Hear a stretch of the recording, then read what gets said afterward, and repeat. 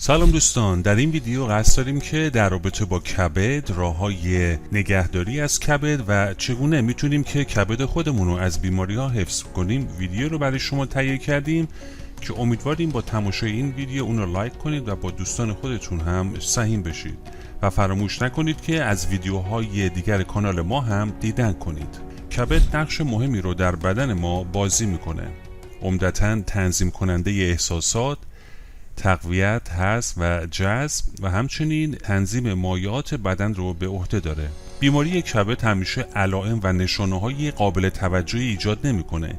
اگه علائم و نشانه‌های بیماری کبد رخ بده ممکنه شامل موارد زیر باشه: زردی پوست و چشم‌ها، درد و ورم شکم، تورم در پاها و مچ پا، خارش پوست، رنگ تیره ادرار، خستگی مزمن، حالت تهوع یا استفراغ، از دست دادن اشتها، مشاهده کبودی در بدن و کمرنگ شدن مدفوع.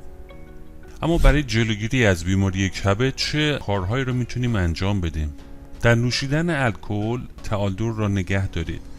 برای بزرگسالان این بدان معناست که حداکثر باید یک نوشیدنی در روز برای زنان، حداکثر 2 نوشیدنی در روز برای آقایان است و اگر تعداد این نوشیدنی ها 8 عدد برای زنان و 15 عدد نوشیدنی برای مردان در هفته انجام شود میتواند یک هشدار مهم برای کبد و بدن باشد.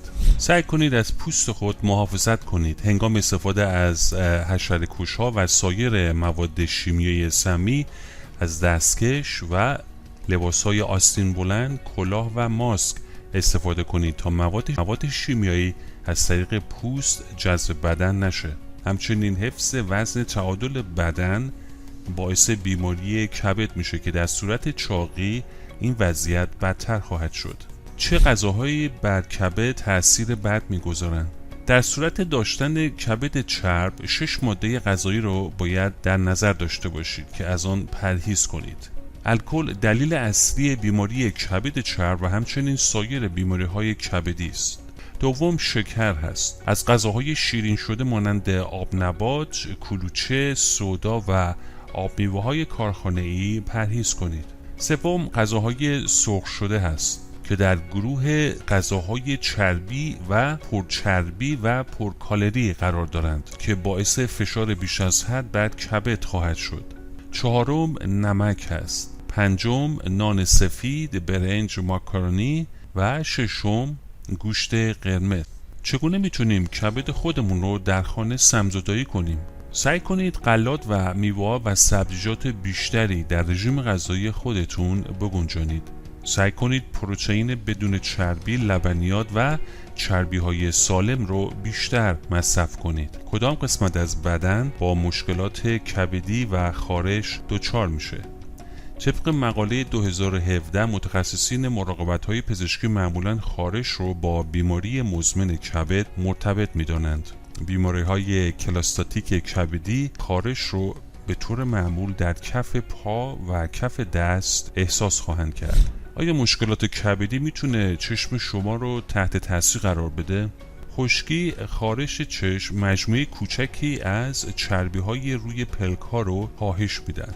همینطور اختلالات مادرزادی کبد میتونه تقریبا روی هر قسمت از چشم از جمله قرینه و لنز تاثیر بگذاره. چگونه کبد کم فعال رو سمزدایی کنیم؟ باید سعی کنید میزان الکل مصرف خودتون رو محدود کنید. هر روز رژیم غذایی متعادل داشته باشید. این بدان معناست که سعی کنید وعده‌های غذایی بیشتری که شامل میوه و سبزی همراه با فیبر مثل آجیل، دانه‌ها و غلات کامل است بیشتر مصرف کنید. برای سمزدایی کبد حتما سعی کنید پروتئین بیشتری مصرف کنید. همینطور خاک شیر به دلیل خاصیت آنتی اکسیدانی و ضد التهابی یک مکمل معروف پاک کننده و تمیز کننده کبده که کمک شایانی به کاهش التهاب کبد میکنه. کدام میوه برای کبد سودمند است؟ در مجموع مصرف لیمو، ویتامین C، اسید سیتریک، پتاسیم، مواد مغذی مهمی برای کبد محسوب میشن که نه تنها سطح انرژی بلکه افزایش سم بدن رو بیشتر میکنه و باعث کاهش التهاب میشه. گرفروت، اسید فولیک، اسید فینولیل، پتاسیم، کلسیم، آهن دارای مقادیر زیادی ویتامین C هستند. آیا زردچوبه برای کبد مفیده؟ زردچوبه باعث میشه که کبد عملکرد بهتری داشته باشه. به نظر میرسه اثر آنتی اکسیدانی زردچوبه به قدری قدرتمنده که ممکنه آسیب کبدی شما رو توسط سموم پاکسازی بکنه. این میتونه خبر خوبی برای افرادی باشه که داروهای قوی برای دیابت یا سایر شرایط بیماری خودشون مصرف میکنن. چرا چای برای کبد مفیده؟ مسلماً چای سبز و عصاره چای سبز با اثرات محافظت کننده کبد مرتبطند و به عملکرد کبد کمک شایانی میکنند. آیا شکلات برای کبد سودمنده؟ طبق یک تحقیق جدید اسپانیایی، پزشکان به زودی میتوانند دوز شکلات تلخ برای کمک به بیماران مبتلا به بیماری کبد رو تجویز بکنند.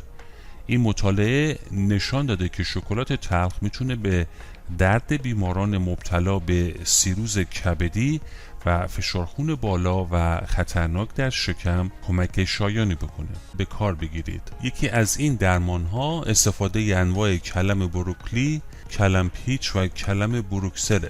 کلم ها دارای خاصیت ضد سمزدایی قوی برای کبد بوده و دارای موادی هستند که بعضی سموم رو در بدن خنثی میکنند، مثل نیتروزامین های موجود در دود سیگار و افلانوتوکسین موجود در بادام زرد. بعدی آبلیمو ترش هست. آبلیمو تازه ترش رو در یک لیوان آب داغ بریزید و اول صبح به طور ناشتا بنوشید، البته اگر ناراحتی معده ندارید. این کار باعث میشه کبد پاک بشه و عمل سمزدایی و تصفیه اون افزایش پیدا بکنه. همینطور تولید صفرا رو تحریک کرده، معده و روده رو پاک میکنه و حرکات روده‌ای رو افزایش میده. مواد بعدی چغندر هست. چغندر تصفیه خون رو تقویت کرده و فلزات سنگین رو در بدن جذب میکنه. همچنین سیب دارای پکتینه که میتونه به فلزات سنگین موجود در بدن متصل شده، به خصوص در روده بزرگ، و باعث دفع آنها از بدن میشه. این کار بار کبد رو کاهش داده و ظرفیت سمزدایی اون رو افزایش میده. همینطور استفاده از کنگر فرنگی کمک شایانی به کبد میکنه. فرنگی تولید صفرا رو افزایش میده. یکی از کارهای صفرا اینه که سموم بدن رو از طریق روده پاک میکنه. 30 دقیقه بعد از خوردن مقداری آرتیشو یا کنگر فرنگی، ترشح صفرا تا 100% افزایش پیدا میکنه. گیاه بعدی گیاه قاصدکه که ترشح صفرا رو تحریک کرده و مواد زائد رو از بدن دفع میکنه و روش استفاده بدین صورته که برای هر 150 میلی لیتر آب جوش 1 تا 4 گرم ریشه خشک گیاه قاصدک رو احتیاج دارید. این گیاه رو دم کنید و روزانه 3 تا 4 مرتبه بنوشید. همینطور روغن زیتون برای کبد بسیار سودمنده چون خواص ملینی داره.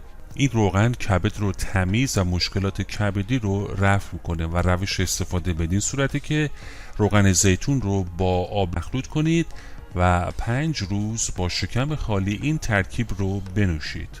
همینطور گیاه خارمریم میتونه برای تحریک ترشح صفرا و همچنین دفع مواد زائد کمک شایانی بکنه و روش استفاده بدین صورته که حدود 5.5 گرم عصاره گیاه خارمریم رو با 1/4 لیتر آب مخلوط کنید و هر روز قبل از غذا 3 مرتبه در روز از این عصاره میل کنید. همچنین عصاره این گیاه به صورت کپسول یا به شکل مایع در بازار وجود داره. همونطور که گفته شد الکل محدود کنید. از این گذشته توصیه میکنیم از مصرف مواد غذایی حاوی رنگ‌های خوراکی و شیرین کننده های مصنوعی شدیداً پرهیز کنید. مهمترین عواملی که به کبد آسیب میرسونه عبارتند از دیر خوابیدن در شب و دیر بیدار شدن در صبح است، ادرار نکردن هنگام بیدار شدن از خواب، زیاد غذا خوردن، با عجله صبحانه خوردن، مصرف بیش از حد داروها، مصرف بیش از اندازه رنگ‌های مصنوعی موجود در مواد غذایی مثل آدامس‌های رنگی، پاستیل و غیره، قندهای مصنوعی، ادویه‌ها و به طور کلی استفاده از خوراکی‌هایی که موجب از دست رفتن مواد مغذی مفید از بدن میشه. همینطور مصرف نامناسب روغن. بهتر از مصرف روغن رو در غذاهای خود کاهش دهید. غذاهای و سرخ شده را کمتر مصرف کنید. مصرف سبزیجات و میوه‌های خام رو در رژیم غذایی خودتون بیشتر کنید. دوستان، از شما تشکر میکنیم که تا پایان این ویدیو با ما بودید. لطفاً این ویدیو رو لایک کنید و با دوستان خودتون هم سهیم بشید و فراموش نکنید که از ویدیوهای دیگر کانال ما هم دیدن کنید. امیدواریم که همیشه شاد و سلامت باشید.